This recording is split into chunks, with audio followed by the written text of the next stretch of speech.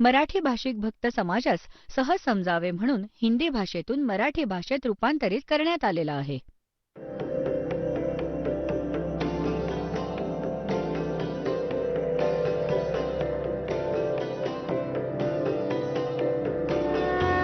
और ज्ञान सब ज्ञानडी कबीर ज्ञान सो ज्ञान और जैसे गोला तोब कायम करता चले मैदान. जगद्गुरु तत्वदर्शी संत रामपालजी महाराजांचे अमृत वचन सर्व पवित्र धर्मांच्या व पवित्र शास्त्रांच्या आधारावर.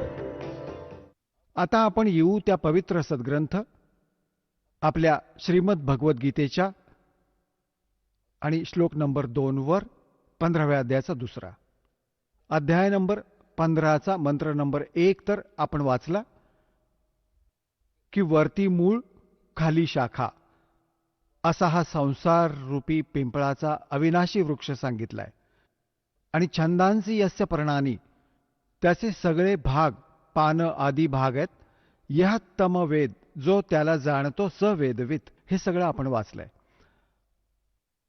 आदी पुरुष परमेश्वर तर समजा त्याचं मूळ आहे परमाक्षर ब्रह्म. आणि अध म्हणजे खाली हा चुकीचा अनुवाद आहे. आता हे संसार रूपी पिंपळाच्या वृक्ष ज्याला अविनाशी म्हणतात, वेद ज्याची पानं म्हटली आहेत, आता जो याला जाणतो मुळापासून खालपर्यंत सवेदवित तो तत्वदर्शी संत आहे, वेदांचे तत्व जाणणारा. आता दुसऱ्यामध्ये म्हटलंय की त्या संसार वृक्षाची तिन्ही गुणरूप रजगुण ब्रह्मा, सद्गुण विष्णू, तमगुण शिवजी,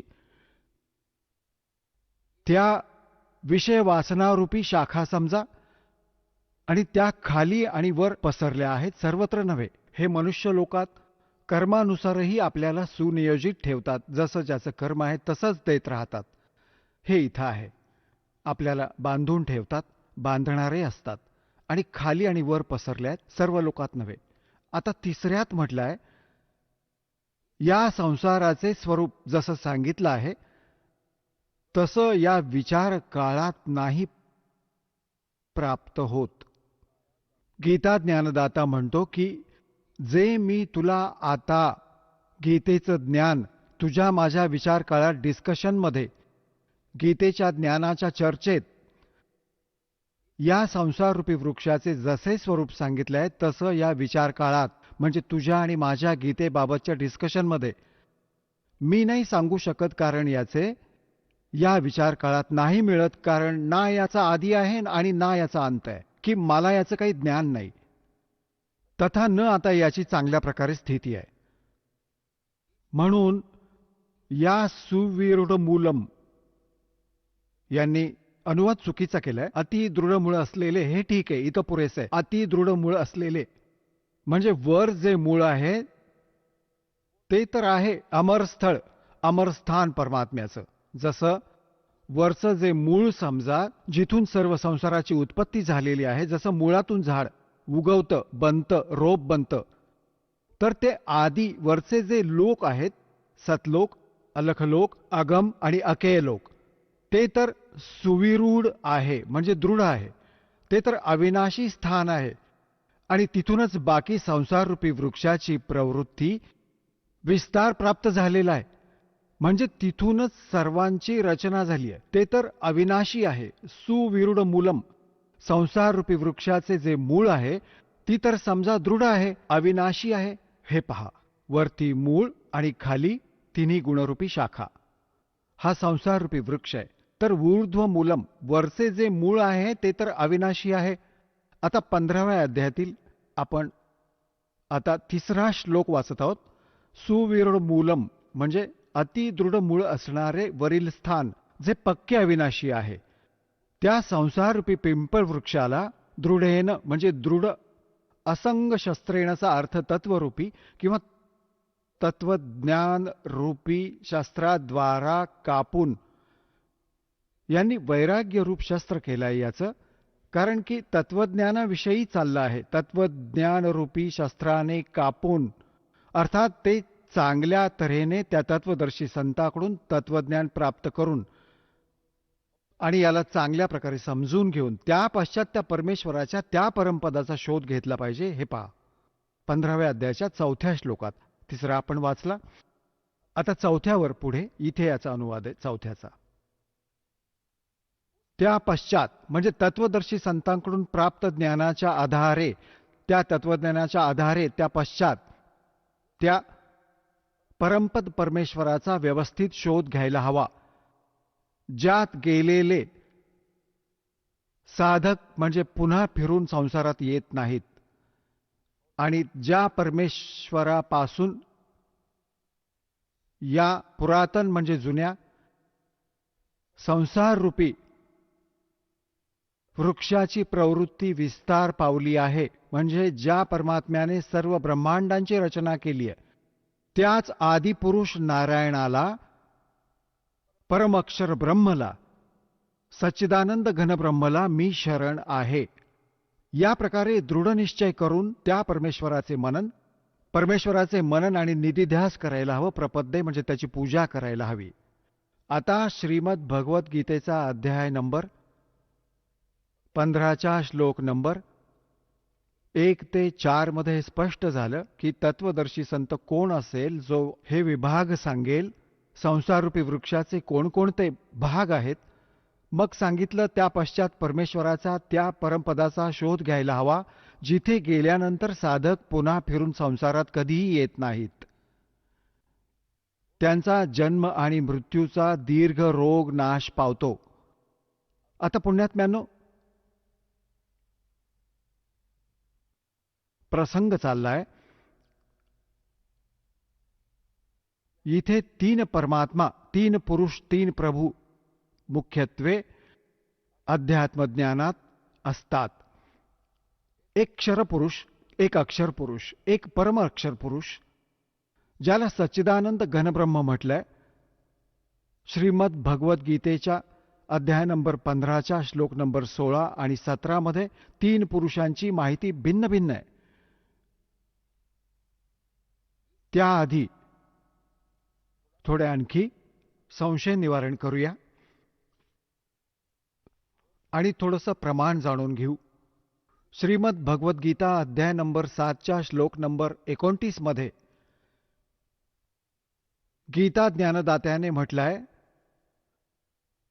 की जी व्यक्ती त्या तत्ब्रह्मशी परिचित आहे आणि सर्व अध्यात्मज्ञानाशी परिचित आहे, सर्व कर्मांशी परिचित आहे, ती केवळ जरा आणि मरणातून सुटण्यासाठीच प्रयत्न करते, संसारातील आणखी कोणत्याही वस्तूची इच्छा नाही ठेवत. हे 7व्या अध्यायातील 29व्या श्लोकात गीता ज्ञानदात्याने सांगितलं आणि 30वा श्लोक आहे 7व्या अध्यायात. मग 8व्या अध्यायातील प्रथम मंत्रात श्लोकात गीता ज्ञानदात्यास अर्जुनाने विचारलं की किम तद्ब्रह्म, ते तत्वब्रह्म काय आहे आणि ते अध्यात्मज्ञान काय आहे, ते कर्म काय आहे, ते तत्वब्रह्म काय आहे याची माहिती मला द्या, की जे जाणल्यानंतर साधक येथील कुठल्या वस्तूची डिमांड करत नाही. 8व्या अध्यायाच्या 3ऱ्या श्लोकात गीता ज्ञानदात्याने त्याचं उत्तर दिलंय की ते परमअक्षर ब्रह्म आहे. म्हणजे गीता ज्ञानदात्यापेक्षा कुणी अन्य समर्थ शक्ती आहे, तो सुप्रीम गॉड आहे, तो परमअक्षर ब्रह्म आहे. आता प्रमाण पहा, हे पहा अध्याय नंबर 7 मध्ये आणि इथे 29वा श्लोक आहे. इथे संस्कृत आहे. जरा मरण मोक्षाय, जरा म्हणजे म्हातारपण, वृद्धावस्था, मरण म्हणजे मृत्यू, मोक्षाय म्हणजे मोक्षार्थ, मोक्षासाठी, जरा आणि मरणातून सुटण्यासाठी, माम आश्रित्य, माझ्या या ज्ञानाचा आश्रय घेऊन, की तत्वदर्शी संताचा शोध घे, ते सांगतील त्यांचा आश्रय घेऊन, यतंतियः, जे प्रयत्न करतात, जरा माझ्या त्या ज्ञानाचा आधार घेऊन तत्वदर्शी संत शोधून प्रयत्न करतात. कशासाठी? जरा आणि मरणापासून सुटण्याचा. ते ब्रह्मतत्विदुः कृत्स्नम अध्यात्मम कर्म च अखिलम. ह्याचा अनुवाद बघा. गीता ज्ञानदाता म्हणतात, जे मला शरण येऊन जरा म्हणजे वृद्धावस्था, मरण म्हणजे मृत्यूतून सुटण्यासाठी प्रयत्न करतात, यत्न करतात, ते पुरुष तद्ब्रह्म, त्या ब्रह्मला, तत् ब्रह्मला संपूर्ण अध्यात्मास तथा संपूर्ण कर्मास जाणतात. अध्याय नंबर 7:30 मध्ये हे सांगितलं आहे की जे मला जाणतात या सर्व रूपात ते मलाच जाणतात, पुढे काही जाणत नाहीत. आता याबरोबरच हे 8वे अथ अष्टमो अध्याय. याच्या प्रथम मंत्रात अर्जुनाने विचारलं किम तद्ब्रह्म. अर्जुन उवाच किम तद्ब्रह्म. तुम्ही या ज्या तत् ब्रह्म त्या ब्रह्मला संपूर्ण अध्यात्मास तथा संपूर्ण कर्मास जाणतात. तर इथे विचारलं आहे 8व्या अध्यायातील प्रथम मंत्रात किम तद्ब्रह्म आणि किम अध्यात्मम आणि किम कर्म पुरुषोत्तम अधिभूत च किम प्रोक्तम अधिदैवम किम उच्यते. ते ब्रह्म काय आहे, हे पुरुषोत्तम ते ब्रह्म काय आहे. तर गीता ज्ञानदात्याने आता याच गीता अध्याय नंबर 8 आणि श्लोक नंबर 3 मध्ये म्हटलंय ते परमक्षर ब्रह्म आहेत. ते परमक्षर ब्रह्म आहे जे गीता ज्ञानदात्यापेक्षा अन्य आणि समर्थ आहे. आता आपण समजून घेणार आहोत गीता अध्याय नंबर 15 श्लोक नंबर 16 आणि 17 मध्ये जे अगदी सहज समजून येईल. क्षरपुरुष हे ज्योत निरंजन आहे. गीता ज्ञानदाता श्रीकृष्णात प्रवेश करून सांगतो.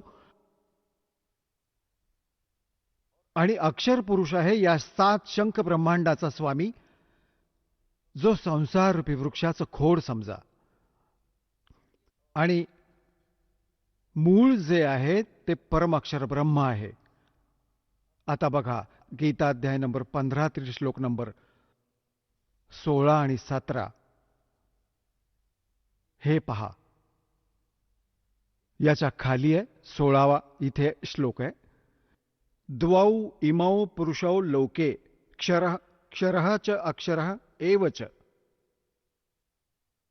या लोकात द्वौ म्हणजे दोन, पुरुषौ म्हणजे परमात्मा वेल नोन आहेत. कोण? क्षरपुरुष म्हणा, अक्षरपुरुष म्हणा. या पुरुषाला आपण इथे 2 ठिकाणी वापरू शकतो, क्षरपुरुष आणि अक्षरपुरुष.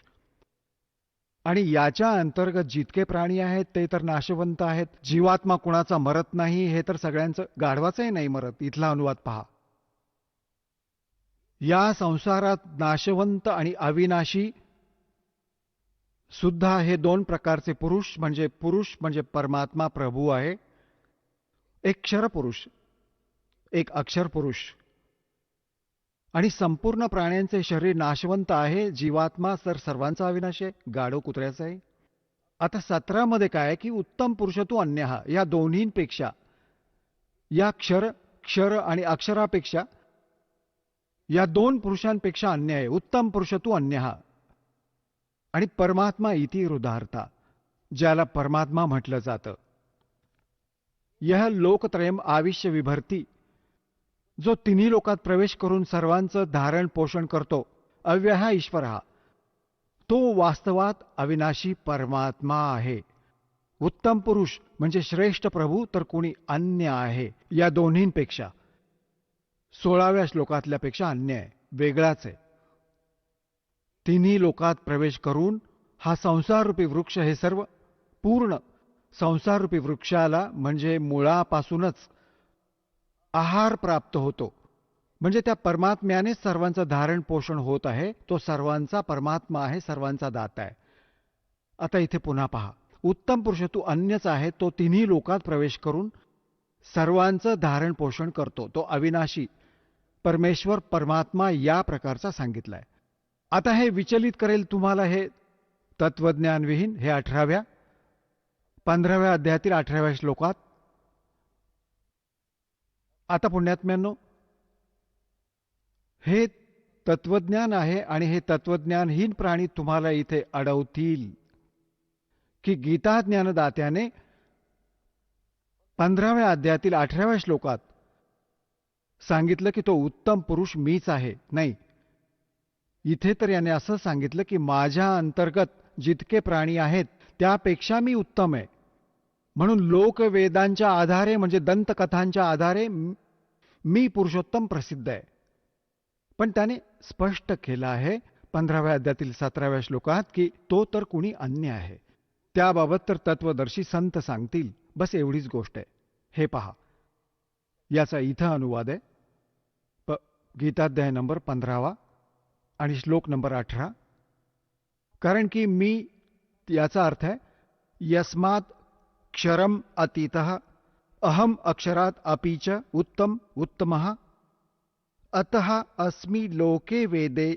लोके वेदे म्हणजे लोकवेदात, दंतकथांच्या आधारे मी पुरुषोत्तम प्रथितः म्हणजे प्रसिद्ध आहे. कारण की मी नाशवंत जड क्षेत्राहून तर सर्वतः अतीत आहे आणि अविनाशी जीव आत्म्याहून सुद्धा उत्तम आहे. म्हणून लोक आणि वेदातही पुरुषोत्तम नावाने प्रसिद्ध आहे. आता इथं काय सांगितलंय, जर हे याबरोबर आणखी श्लोक तुम्हाला ऐकवले नसते तर इथे तुमची बुद्धी सेट झाली नसती. हा म्हणतो की माझ्या अंतर्गत जितकेही प्राणी येतात, कारण की हा केवळ 21 ब्रह्मांडांचा स्वामी आहे आणि याला क्षरपुरुषही म्हणतात.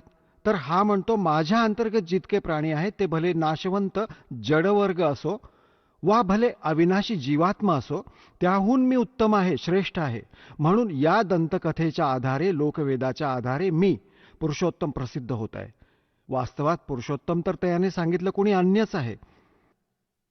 आणि मग 8व्या अध्यायाच्या श्लोक नंबर 1च्या उत्तरादाखल 8व्या अध्यायाच्या 3ऱ्या श्लोकात गीता ज्ञानदात्याने स्पष्टच केलंय की तो परमाक्षर ब्रह्म आहे. तो परमाक्षर ब्रह्म आहे.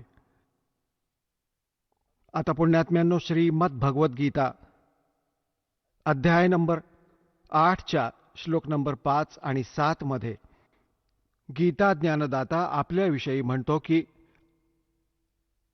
अर्जुना, तू सर्व भावाने सर्व समयी माझं स्मरण कर, माझ्यात भाव असणारा बन आणि युद्धही कर, मलाच प्राप्त होशील.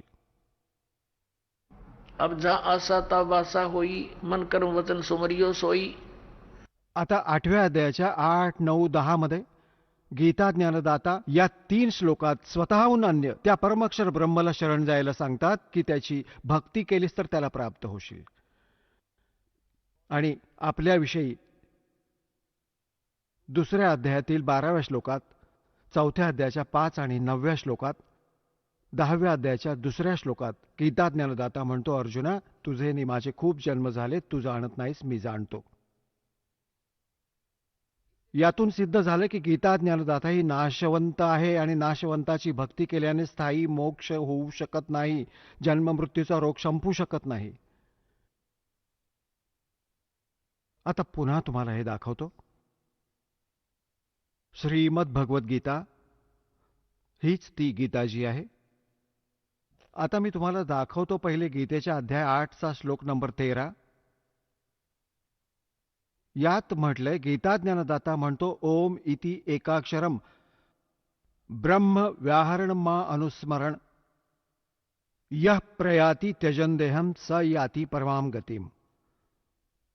माम ब्रह्म, मज ब्रह्मच, केवळ हे ओम हे एक अक्षर आहे,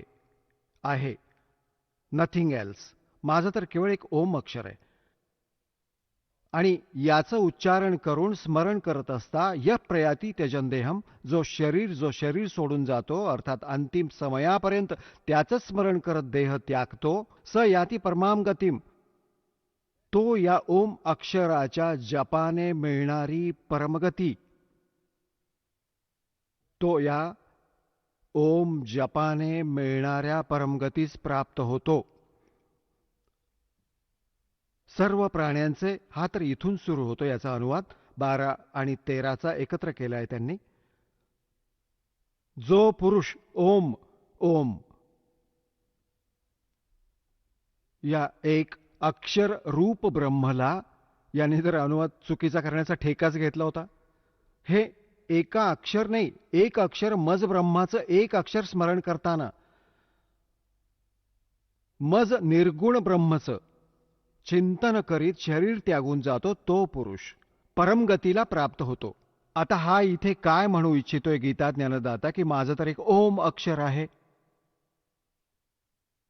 आणि जो याचं स्मरण करताना शरीर सोडून जाईल, त्या ओमने मिळणारी परमगती ती काय आहे? ते ब्रह्मलोक आहे. आणि ब्रह्मलोकात गेलेले प्राणीही पुनरावर्ती आहेत. गीतेच्या अध्याय नंबर 8च्या श्लोक नंबर 16 मध्ये हे स्पष्ट केलंय बघा. हा 16वा श्लोक आहे हा. हे अर्जुना, ब्रह्मलोकापर्यंत सर्व लोक पुनरावर्ती आहेत. पुनरावर्ती आहे. हा स्टार इथे देऊन त्यांनी ही कन्सेप्ट क्लिअर केली आहे. अर्थात ज्यांना प्राप्त होऊन मागे संसारात यावं लागेल असे, म्हणून पुनरावर्ती म्हटलं आहे. म्हणजे ब्रह्मलोकात गेलेले प्राणीही पुन्हा परतून येतात. आता इथे थोडं आणखी दाखवतो.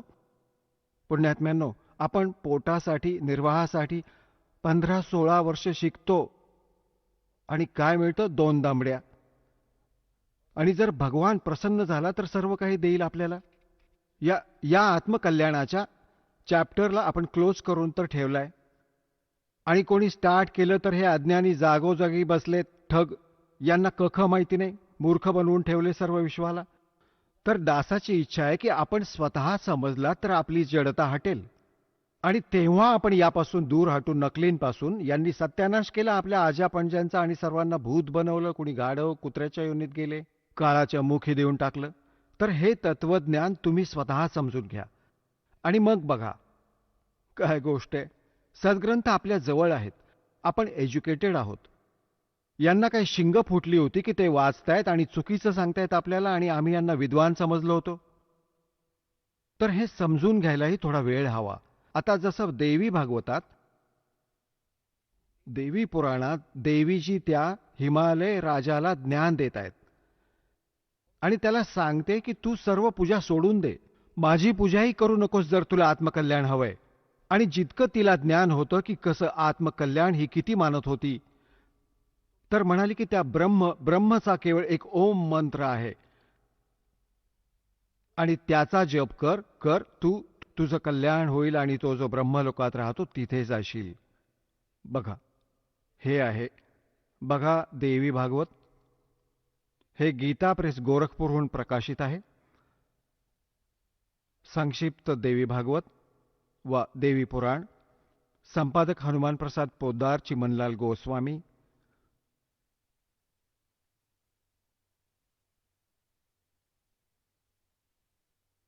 प्रकाशक एवं मुद्रक गीता प्रेस गोरखपूर, गोविंद भवन कार्यालय, कोलकाताचं संस्थान. आपण जास्त न वाचता कामाचं वाचूया. 562 पृष्ठावर घेऊन जातो तुम्हाला. 7वा स्कंद, संक्षिप्त देवी भागवत, 562 पृष्ठावर. इथे देवीच्या द्वारा हिमालयास ज्ञानोपदेश, ब्रह्मस्वरूपाचं वर्णन.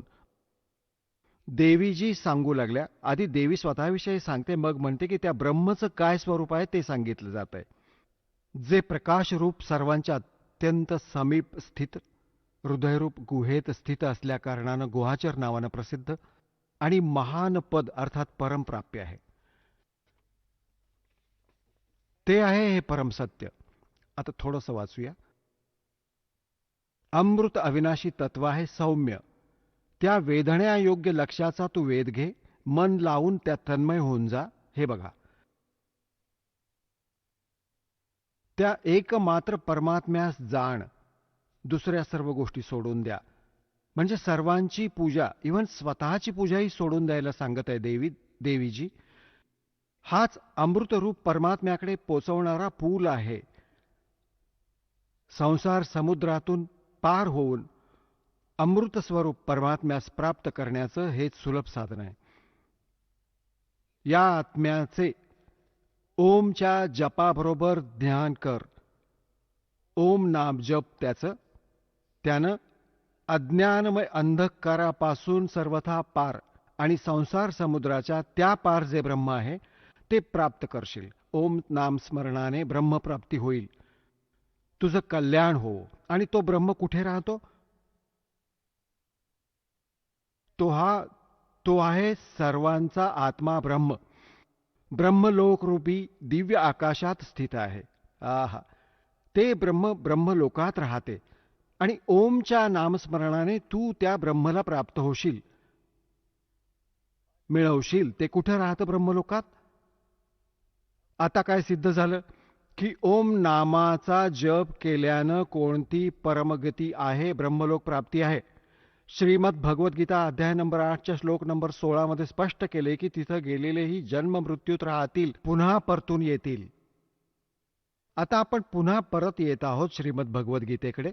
बघा, आता हे स्पष्ट झालं श्रीमद भगवद्गीता अध्याय 8 मध्ये की मंत्र नंबर 13 मध्ये याने स्पष्ट केले की ओम इति एकाक्षरम ब्रह्म व्याहरण माम अनुसरण यह प्रयाती तजंदेहम स याती परमाम गतीम.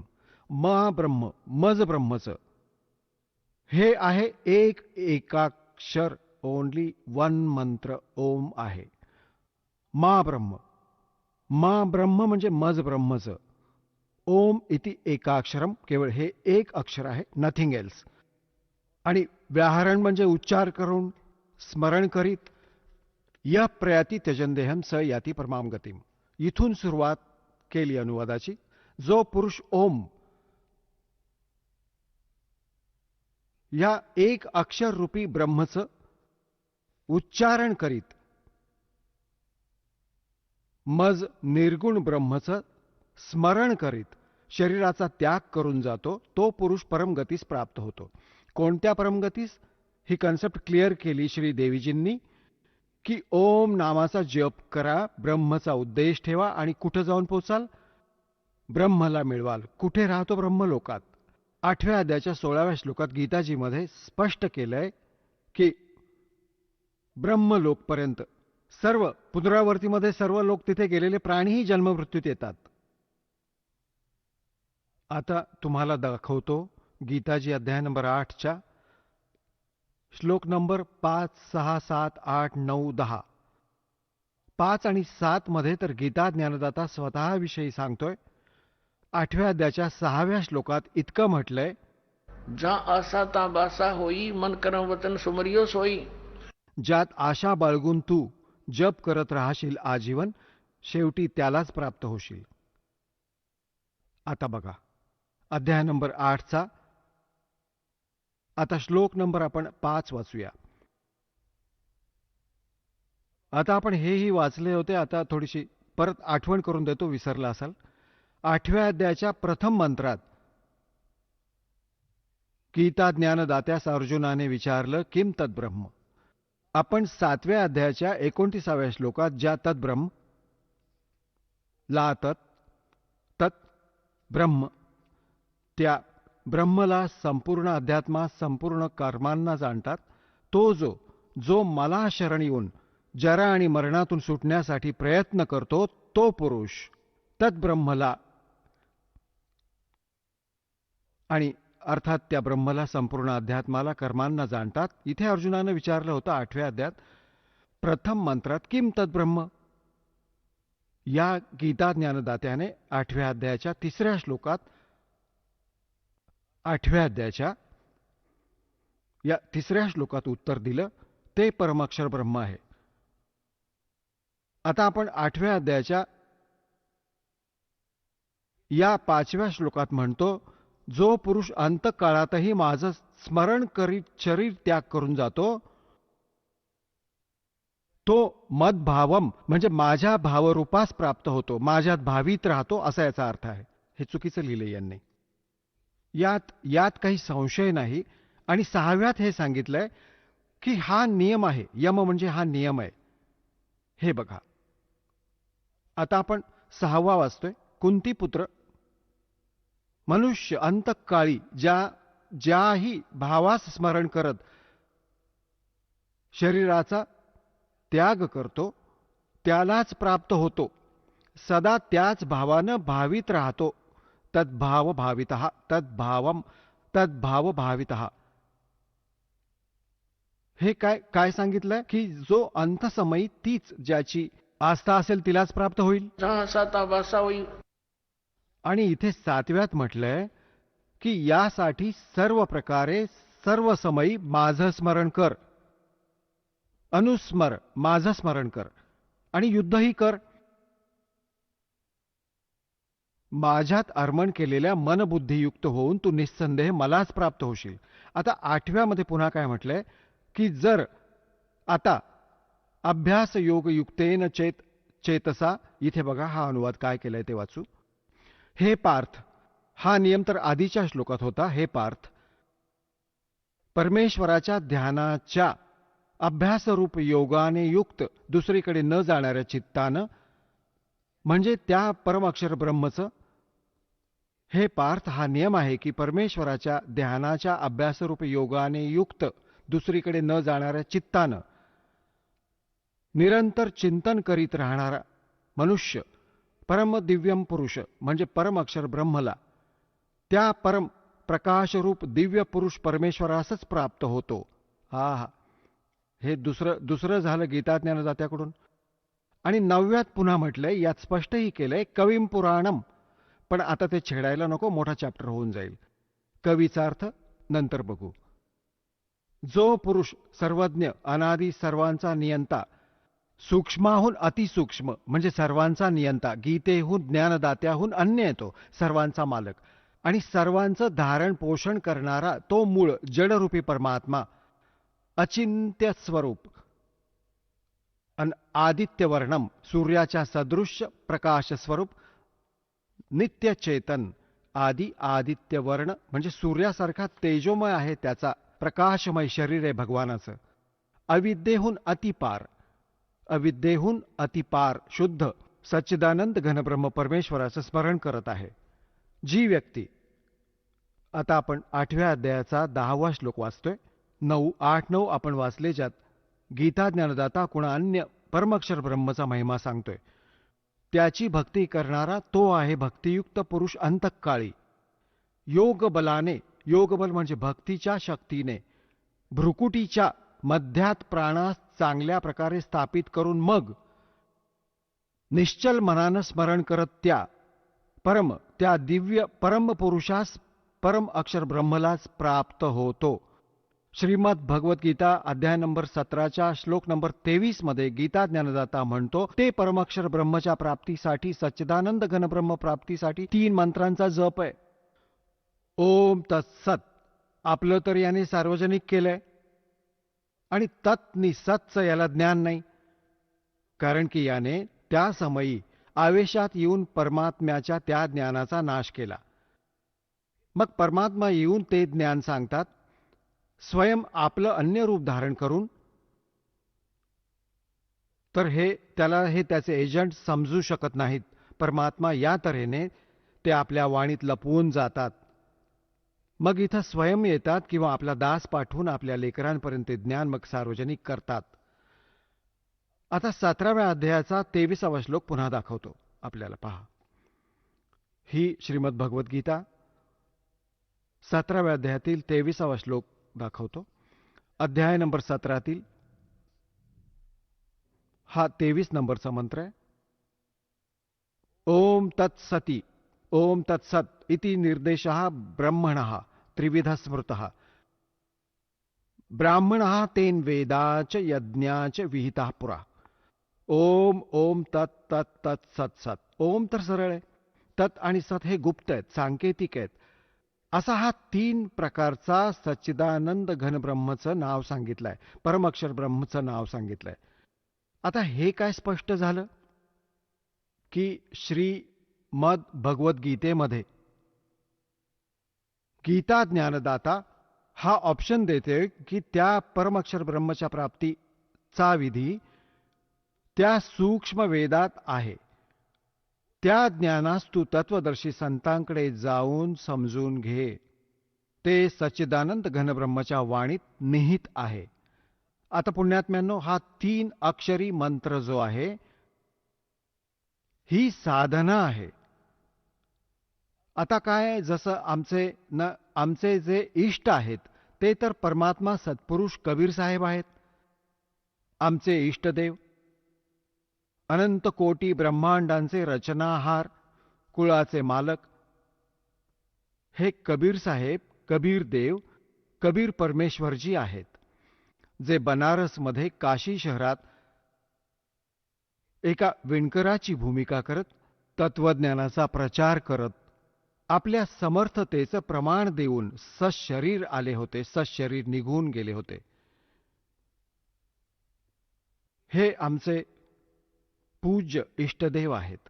आता जसं आपणास जलाचा महिमा माहिती आहे आणि जल प्राप्त करण्यासाठी आपणास जी काही साधनं घ्यावी लागतील, जी साधना करू ती तर मजुरी आहे, ती साधना आहे. आता उद्देश काय? ती जलप्राप्ती आहे, ते आमचं उद्देश आहे. तर ज्या साधनेत आपण अवजारे प्रयोग करू ती आमची उपास्य नाहीयेत, ती आमची ते साध्य नव्हे, ती साधना आहे. आपली जी प्राप्ती ती जल आहे, आमचा उद्देश ही जलप्राप्ती आहे. तर जसा हा ओम आणि तत्सत या 3 मंत्रांचा जप आहे, आपणास त्या परमअक्षर ब्रह्मला प्राप्त करायचंय. त्या गीतेच्या अध्याय नंबर 18च्या श्लोक नंबर 62 मध्ये गीता ज्ञानदाता म्हणतो की अर्जुन, तू सर्व भावाने त्या परमेश्वराला शरण जा, त्याच्या कृपेनेच तू परम शांतीला आणि सनातन परमधामाला प्राप्त होशील. यातून सिद्ध झालं की गीता ज्ञानदात्याहून अन्य ते परमाक्षर ब्रह्म आहे. त्याला शरण जाण्याने परम शांतीला आणि सनातन परमधाम, जे कधी नष्ट न होणारं शाश्वत स्थान, सतलोक स्थान प्राप्त होईल. आणि गीता ज्ञानदात्याने आपल्याविषयी सांगून टाकले की माझे आणि तुझे अर्जुना, 4थ्या अध्यायाच्या 5 आणि 9 मध्ये गीताजीच्या श्लोकात आणि दुसऱ्या अध्यायाच्या 12 मध्ये 10व्या अध्यायाच्या दुसऱ्या श्लोकात, अर्जुना तुझे आणि माझे खूप जन्म होऊन गेलेत, तू जाणत नाहीस, मी जाणतो. आता म्हणून याने 18व्या अध्यायाच्या 62व्या श्लोकात म्हटलंय की सर्व भावाने तू त्या परमेश्वराला शरण जा, त्याच्या कृपेने तू परम शांतीला, सनातन परमधामाला प्राप्त होशील. गीताजी अध्याय नंबर 15च्या श्लोक नंबर 4 मध्ये स्पष्ट झालं की तत्वदर्शी संतांच्या प्राप्तीनंतर परमेश्वराच्या त्या परमपदाचा शोध घ्यायला हवा, जिथे गेल्यानंतर साधक पुन्हा परतून कधी संसारात येत नाही. एकट्या ओम नामाचा जप करून यानं सांगितलं काय फायदा मिळेल. 8व्या अध्यायाच्या 13व्या श्लोकात की याचं स्मरण करशील तर परमगतीला प्राप्त होशील. ओम नामाने मिळणारी त्या श्री देवी भागवतात आणि 8व्या अध्यायाच्या 13व्या श्लोकात श्रीमद भगवद्गीतेत स्पष्ट केलं की तो ब्रह्मलोकात जाईल. तिथे ब्रह्मची साधना आहे आणि तिथे गेलेले प्राणीही परतून येतात, जन्ममृत्यू होत राहतो. आता ती साधना कोणती आहे ज्याने परमाक्षर ब्रह्मची प्राप्ती होईल, सर्व शाश्वत स्थान प्राप्त होईल, जिथे गेल्यानंतर पुन्हा कधी परतून येणार नाहीत. ती साधना आहे जी दास तुम्हाला देतो आणि त्याचा संकेत या पवित्र सद्ग्रंथांमध्ये आपल्याला दाखवला.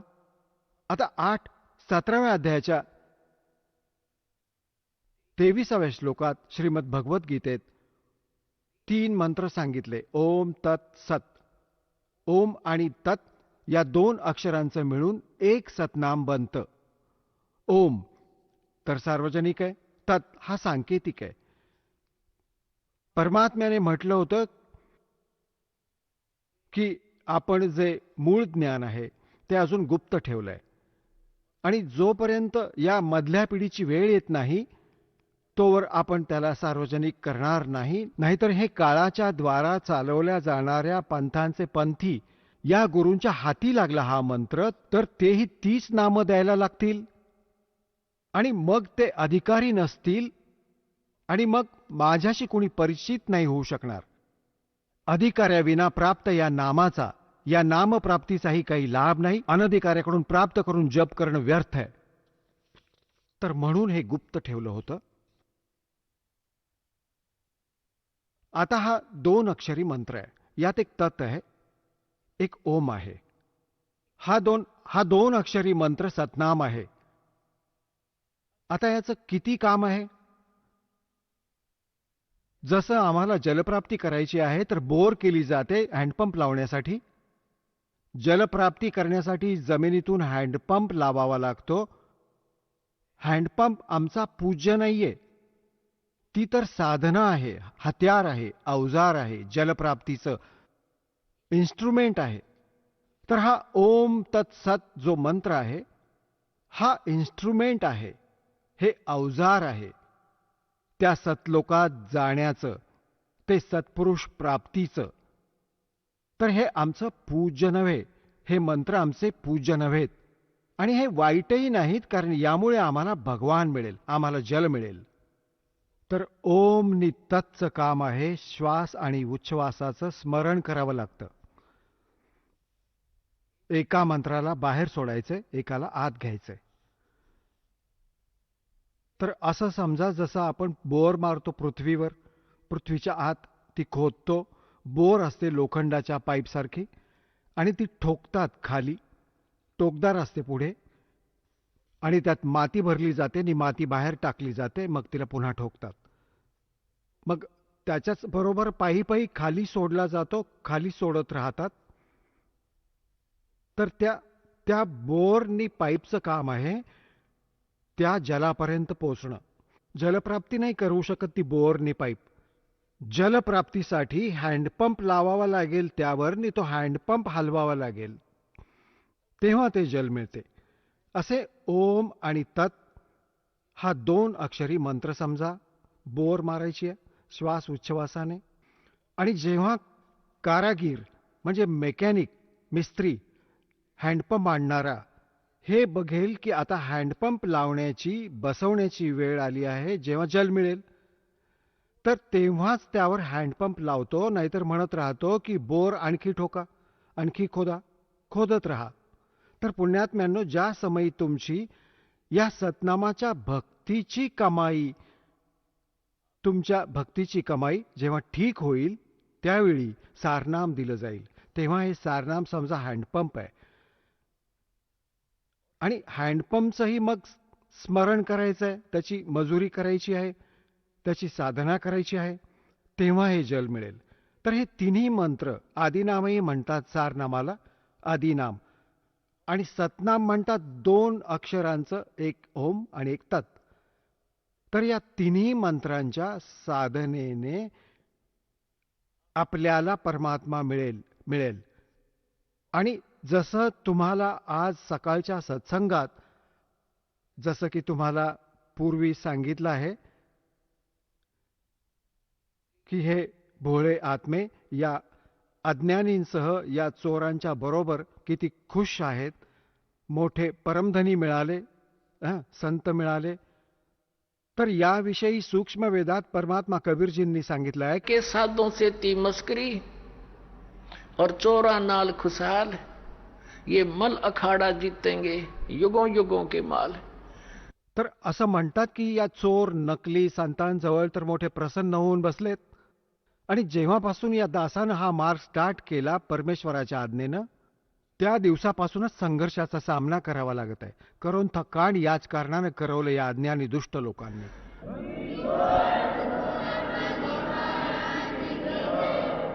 तर म्हणतायत परमात्मा की ये मल अखाड़ा जीतेंगे ये युगन युगन के माल. कारण की तुम्ही मागील जन्मांतरीपासून भक्ती करत आले आहात, आणि त्यांच्यात विशेष ओढ असते भगवंताची.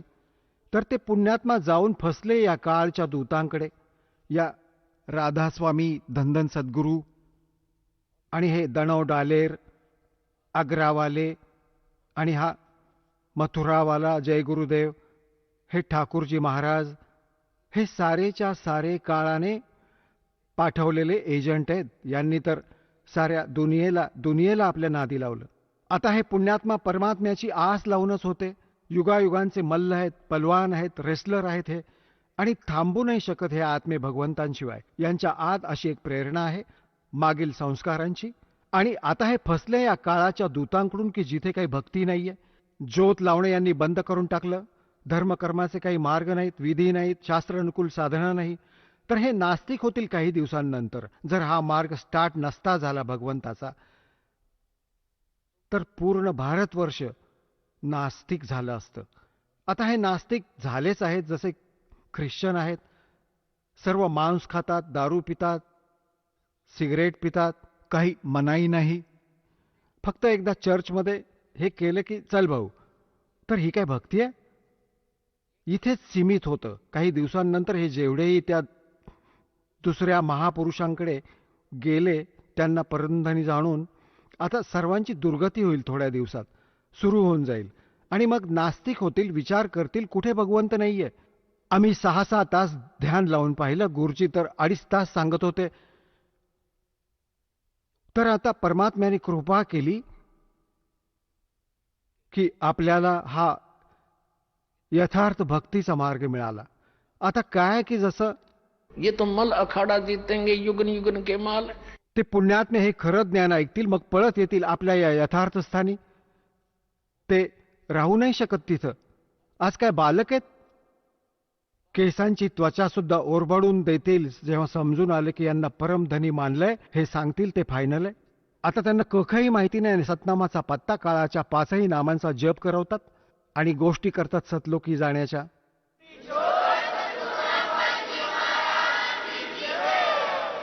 चला आता आपण त्या श्रद्धाळूंचे अनुभव जाणून घेऊयात, ज्यांनी जगद्गुरू तत्वदर्शी संत रामपालजी महाराजांकडून दीक्षा प्राप्त केलेली आहे, तसेच त्यांच्याद्वारा सांगितलेल्या भक्ती मार्गावर चालत आहेत. नमस्कार. सतसाहेब. आपलं नाव? प्रदीप पांडुरंग बोबडे. आपण कुठून आलात? मी गाव पंचगावन, तालुका तेलारा, जिल्हा अकोला येथून आलेलो. आपला व्यवसाय काय आहे? मी शेती करतो. शेती हा माझा मुख्य व्यवसाय आहे आणि वडिलोपार्जित शेती करतो. संत रामपालजी महाराजांची गुरुदीक्षा आपण कधी घेतली? संत रामपालजी महाराज यांची गुरुदीक्षा मी 2014 मध्ये घेतली. संत रामपालजी महाराजांची गुरुदीक्षा घेण्या अगोदर आपण व आपला परिवार कोणती भक्ती साधना करत होतात? संत रामपालजी महाराज यांची गुरुदीक्षा घेण्याच्या अगोदर मी आपली जी प्रचलित पद्धती आहे, जशी की गणपती, शिवजी, विष्णूजी, हनुमानजी आणि दुर्गादेवीजी यांची भक्ती करायचो. आमच्या गावाजवळून शेगाव हे 30 किलोमीटर अंतरावर आहे. यांची भक्ती करायचो. दर गुरुवारला 21 अध्यायापैकी एक जो अध्याय असतो तो पोथीमधील एक अध्याय पूर्ण मी वाचून काढायचो आणि अशी भक्ती पद्धती मी अगोदर करत होतो. जसं तुम्ही सांगत आहात की आपण जी महाराष्ट्रामध्ये जी प्रचलित भक्ती साधना आहे, जसे की देवी देवतांची पूजा करणे, तर ह्या भक्ती साधना आपण मुळातच करत होतात. तर तुम्हाला असं का जाणवलं की आपण संत रामपालजी महाराजांकडनं नामदीक्षा घ्यावी आणि त्याबद्दलची माहिती आपल्याला कशी कळाली आणि आपण त्या मार्गात कसे आलात? सरजी, ही भक्ती करता करता करता करता असं व्हायचं, भक्ती तर करत होतो परंतु संकट जे आहेत ते जसेच तसेच राहत होते आणि ज्या बिमाऱ्या लागून होत्या ह्या जसेच तसेच लागत होत्या. मनात विचार यायचा की आपण एवढी भक्ती तर करतो पण आपल्याला या भक्तीपासून लाभ का मिळत नाही. नेहमी हा प्रश्न मनात यायचा. तर बरेच वेळ असं वाटायचं की आपलंच काही चुकत असेल या भक्तीमुळे. आपण जे भक्ती करत आहोत या भक्तीत आपल्याला काही समाधान मिळत नाही. तर मग या देवतांकडे एवढी पावर नाही की आपल्या ज्या गरजा पूर्ण आहेत, समजा आपल्याला जे मानसिक समाधान पाहिजे आणि शारीरिक सुख पाहिजे, हेच एक यापासून आपल्याला लाभ मिळत नव्हता. हे एक मनात एक प्रश्नचिन्ह निर्माण होत होता. जसं तुम्ही सांगत आहात की आपण एक उद्देश घेऊन भक्ती साधना करत होतात. आपल्याला शारीरिक पीडा होती आणि आपल्याला आध्यात्मिक लाभ प्राप्त व्हायचा होता, परंतु ह्या जी आपण पूर्वीची जी भक्ती साधना करत होतात त्यातून या गोष्टी काही साध्य होत नव्हतात. तर आपण संत रामपालजी महाराजांच्या साधनेमध्ये किंवा त्यांच्या दीक्षेमध्ये कसे आलात? अगोदर जी भक्ती करत होतो त्यामुळे कोणताही लाभ न मिळाल्यामुळे मी अगोदर भक्ती करायचो, गायन करायचो, भजन करायचो, परंतु हा आत्मिक सुख जे होतं ते मला नव्हतं मिळायचं. मी दुसऱ्याला आनंद देऊ शकत होतो परंतु मला त्यापासून कोणताच आनंद मिळत नव्हता किंवा कोणत्या प्रकारचं सुख मिळत नव्हतं. मग नंतर मला माझे जे जावई भाऊ आहेत आणि बहीण आहे तर त्यांनी संत रामपालजी महाराजांची दीक्षा घेतली होती आणि माझे भाऊ आहेत त्यांनी संत रामपालजी महाराजांकडून दीक्षा घेतली होती आणि त्यांनी मला बरेच वेळ संत रामपालजी महाराजच्या गुरुदीक्षा घेण्यासाठी प्रयत्न केले, परंतु 6 महिन्यापर्यंत मी तिथं त्यांना आज जाऊ उद्या जाऊ असं करत होतो. परंतु त्यांनी मला बरवाला इथं संत रामपालजी महाराजच्या आश्रमात नेलं. भक्त समाजाचं जे आचरण होतं मला एकदम त्यांच्या आचरणामुळे एकदम मन माझं प्रसन्न झालं आणि मी तिथं नामदीक्षा घेण्याचा मी एकदम निश्चय करून घेतला आणि संत रामपालजी महाराजांकडून तिथं मी नामदीक्षा घेतली. सर, जसं तुम्ही सांगत आहात की आपले जे बंधू होते तसेच जे आपले बहिणीही होते यांनी आपल्यापूर्वी संत रामपालजी महाराजांची ज्ञानदीक्षा घेतली होती आणि त्यांच्याकडनं आपल्याला संत रामपालजी महाराजांच्या ज्ञानाबद्दल माहिती मिळाली आणि आपण बरवाला स्थित आश्रमात जाऊन त्यांच्याकडनं गुरुदीक्षा घेतली. तर ह्या गुरुमंत्रामुळे आणि त्यांच्या सद्भक्तीमुळे आपल्याला व आपल्या परिवाराला काय काय लाभ प्राप्त झालेत? लाभ तर बरेच मिळाले भगतजी. म्हणजे लाभ जर सांगितले तर दिवसाचे रात्र, रात्राचे दिवस कमी पडतील एवढे मला लाभ झाले. एक मला खूप मोठा लाभ झाला की जो मला मूळव्याधीचा त्रास होता आणि भगंदरचा त्रास होता, या परमात्मानं माझ्या दुःखाचं निरसन केलं आणि माझं दुःख आणि माझी जी बिमारी आहे पूर्वत बसून गेली. कारण की मला डॉक्टरांनी सांगितलं होतं की तुम्हाला या बिमारीपासून दुसरा महाभयंकर बिमारी होऊ शकते आणि यातून तुमची सुटका होणार नाही. परंतु तरी मी संत रामपालजी महाराजांवर दृढ विश्वास ठेवून आणि त्यांनाच डॉक्टर मानून मी कोणत्याच प्रकारचा इलाज तिथं केला नाही. फक्त थोड्याशा काही गोळ्या घेतल्या आणि ऑपरेशनचा जो डॉक्टरांनी मला सल्ला सांगितला होता तो मी अजिबात त्यांचा ऐकला नाही. आता मला कोणत्याच प्रकारचा त्रास नाही आणि कोणतीही प्रकारची त्यापासून उणीव मला जाणवत नाही. सर, मला असं विचारायचं होतं की आपल्याला हा जो त्रास होता हा किती वर्षापासून होता आणि ह्या त्रासामुळे आपण किती वर्षापासून या त्रासाला आपण झुंज देत होतात?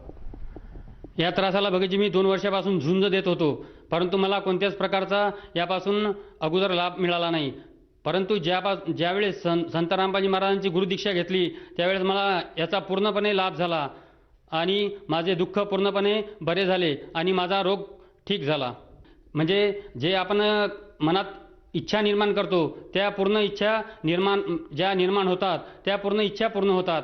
तसेच मी माझ्या शेतामध्ये बोर करण्याचा विचार केला होता आणि आमच्या इकडे अशी पद्धती आहे की कोणीही असं विना पाणी पाहिल्याशिवाय बोर करू शकत नाही आणि बोर शेतात मशीन नेत नाही. कारण की आमच्या इकडे जो खारपान पट्टा आहे या खारपान पट्ट्यात बरेच ठिकाणी पाणी आहे, कुठं नाही. म्हणून बरेचसे लोक असे नारळवाले येतात, ते पाणी पाहतात. मी कोणत्याच प्रकारचा असा विचार केला नाही.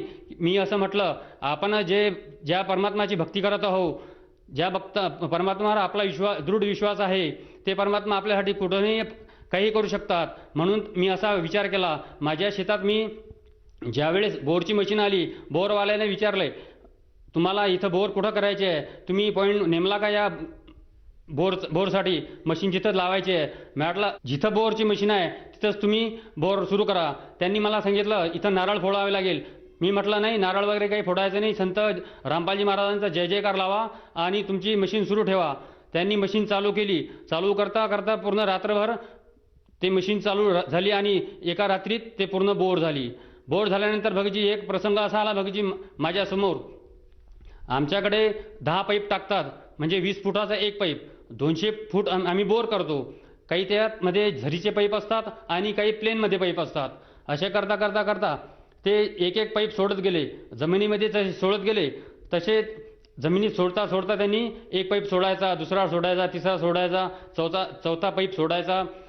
असे 9 पाईप सोडले आणि त्या दोराने ते पूर्ण घट्ट बांधून घेतला पाईपाला आणि शेवटचा पाईप जो जोडायचा राहिला होता तो म्हणजे शेवटचा पाईप जोडला.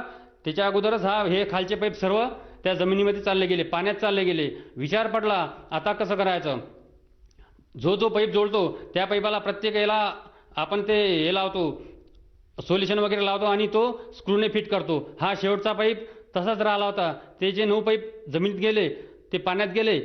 त्याचा काही थांगपत्ता नव्हता की हे कुठं आहेत आणि कसे आहेत. म्हणून शेवटचा पाईप जो जोडायचा राहिला होता त्यांनी सगळ्यांनी माझ्याकडे पाहिलं, विचार केला आता कसं करायचं. मी एकच म्हटलं की संत रामपालजी महाराजांचा जय जयकार लावा आणि तो शेवटचा पाईप सोडून द्या. जे काय करतील तेच करतील.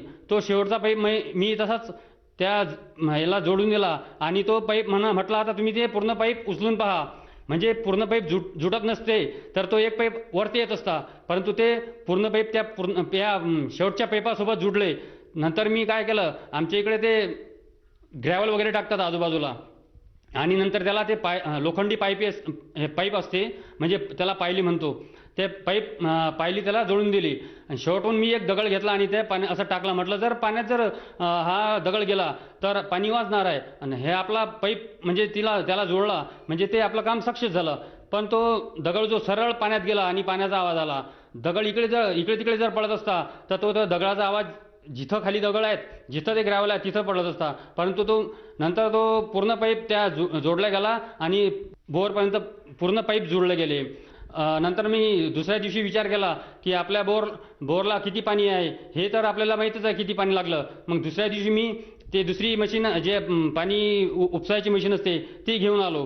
ती आणल्यानंतर त्यांनी पूर्ण उपसा केल्यानंतर मला त्यांनी एकच सांगितलं की म्हणे तुमच्या शेतामध्ये एवढं पाणी आहे की तुमच्या या पूर्ण क्षेत्र आजूबाजूला तुमचं 10 एकराचं क्षेत्र या पाण्यामुळे या बोरवर तुमचं होऊ शकते. एवढा असा खूप लाभ झाला. तशी अनेक लाभ मला मिळाले सरजी. सर, जसं तुम्ही सांगत आहात की संत रामपालजी महाराजांकडनं जेव्हा आपण नामदीक्षा घेतली आणि त्यांनी जी सद्भक्ती आपल्याला दिली, त्या सद्भक्तीच्या जोरावर आपल्याला बरेचसे लाभ प्राप्त झालेत. जसे की शारीरिक जी पीडा होती आपली भगंदराची, ती सुद्धा पूर्णपणे दूर झाली आणि आपल्या ज्या बोरिंगला बरेचसं असं पूर्ण प्रमाणात पाणी प्राप्त झालं आणि आपली जी शेती आहे आज ती पूर्ववत व्यवस्थित प्रमाणे शेती होते आणि शेतीला पूर्णपणे पाणीचा पुरवठा होतोय. तर ह्या अनुषंगाने आपण जे इतर आपले जे समाज बांधव आहेत किंवा जे आपले मित्रपरिवार आहेत, तसेच जे श्रोतावर्ग आज आपल्याला बघत आहात, त्यांना आपण काय संदेश द्याल? जे श्रोतावर्ग मला बघत आहेत यांना मी संदेश तर काही देऊ शकत नाही, परंतु एकच सांगू इच्छितो, मानव जन्म दुर्लभ आहे, मिले ना वारंवार, और तरवर से पत्ता टूट गिरे बहु न लगता आधार. संत रामपालजी महाराज हेच एक पूर्ण गुरु आहेत आणि तेच आपल्या सर्व गोष्टीचं निराकरण करू शकतात. तेच आपल्या संकटाचं निराकरण करू शकतात. तेच आपल्या दुःखाचं निराकरण करू शकतात. मला जे आत्मिक सुख मिळालं, आध्यात्मिक सुख मिळालं, शारीरिक सुख मिळालं आणि भौतिक सुख जे मिळालं हे संत रामपालजी महाराजांमुळेच मिळालं. संत रामपालजी महाराज या धर्तीवर पूर्ण परमात्माचा अवतार आलेले आहेत. त्यांच्याकडून नामदीक्षा घ्या व आपल्या जीवनाचे कल्याण करा. सर, जसं तुम्ही सांगत आहात की संत रामपालजी महाराज हे एकमेव संत आहेत की जे शास्त्रोक्त भक्ती देतात आणि त्याच्यामुळे शास्त्रोक्त भक्ती केल्यामुळे आपल्याला बरेच प्रकारचे भौतिक, आर्थिक, शारीरिक असे लाभ प्राप्त होतात. तर ह्या अनुषंगाने जर कोणा साधकाला संत रामपालजी महाराजांची नामदीक्षा किंवा गुरुमंत्र घ्यावायचा असेल तर ती व्यक्ती गुरुमंत्र किंवा नामदीक्षा कशी घेऊ शकेल? आता या स्क्रीनवर जे नंबर आलेले आहेत आणि या स्क्रीनवर जे नंबर येतात या नंबरवर कॉल करून आपल्या पूर्ण तालुक्यामध्ये किंवा पूर्ण महाराष्ट्रामध्ये एवे नाही तो पूर्ण भारतामध्ये आणि पूर्ण विश्वात इथं संपर्क साधून तुम्ही इथं नामदीक्षा घेऊ शकता. सर, जसं तुम्ही सांगत आहात की संत रामपालजी महाराजांच्या कृपेने आज जगभरात नामदान केंद्रांची सुविधा उपलब्ध करून दिली गेलेली आहेत. तर मला असं विचारायचं आहे की जर कोणी श्रोता किंवा साधक नामदीक्षा घेण्यासाठी जात असेल तर त्याला तिथे किती पैसे द्यावे लागतात किंवा किती पैशाची वर्गणी किंवा पावती फाडावी लागते? सरजी, हा तर एक भ्रम आहे की इथं काही पैसा वगैरे लागतो का? अजिबात नाही. एक प्रकारचा एक म्हणजे एक आपण जे काय म्हणतो 1 रुपयाचाही खर्च इथे येत नाही. उलट इथून जे सामुग्री मिळते जसे की नामदीक्षा कार्ड आणि आरतीचे जे पुस्तक आहे ते एकदम फ्रीमध्ये मिळते. येथे कोणत्याही प्रकारचं कॉस्ट घेतले जात नाही आणि कोणत्याही प्रकारचे शुल्क आकारले जात नाहीत. हा आपला एक भ्रम आहे की बुवा इथे काही पैसे घेत असतील काय. अजिबात नाही. धन्यवाद. सत साहेब.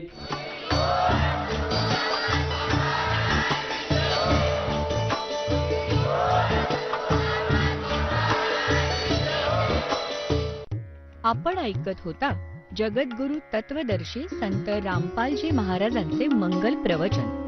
निशुल्क नामदीक्षा प्राप्त करण्यासाठी आणि अधिक माहितीसाठी संपर्क करा 7030303951 7030303952. आमची वेबसाईट आहे www.jagadgururampalji.org.